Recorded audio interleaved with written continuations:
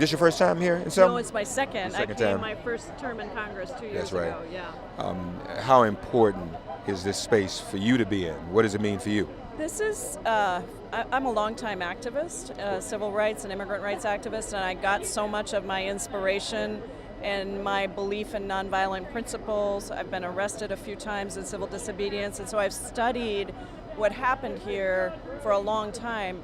But the first time I came here, and this time again, I'm always reminded of how much organized work went into, whether it was the bus boycotts, the driving around of people, the providing of food, how much of a community there was here that allowed the civil rights movement to succeed in getting to the Voting Rights Act. At least we have a long way to go. But to me, it's just this deep inspiration and also a reminder of this stuff doesn't just happen. It happens through concerted work, concerted organizing, concerted planning, and a community of people that came together to prop up a few who we always acknowledge, but I'm always struck by that piece of it.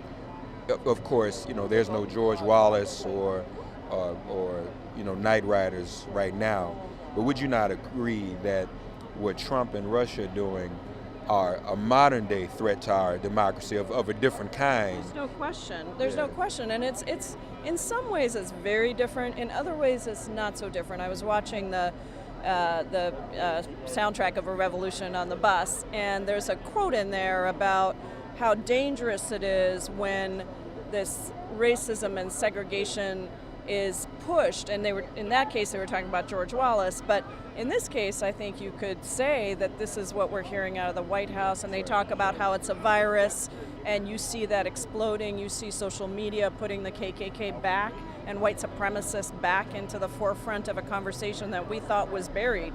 Some people thought was buried. So I feel like this is a very dangerous time, both because people thought we had achieved something, and so maybe we relaxed. Yeah. And also because the inequality economic inequality in this country is, even though we have the voting rights, is still stunning. And so I think about, everyone knows the pieces of Dr. King's speech on the I Have a Dream, but I think about his quote around the tranquilizing luxury of gradualism. And that is what I have spent a lot of time thinking about recently, because we have 3 people in this country who own the same wealth as the bottom 50% of people in this country. So we got the Voting Rights Act, but going to what Brian Stevenson said last night, if you don't take on that underlying belief that brown and black people are inferior and that we cannot achieve, then you still have a lot of work to do.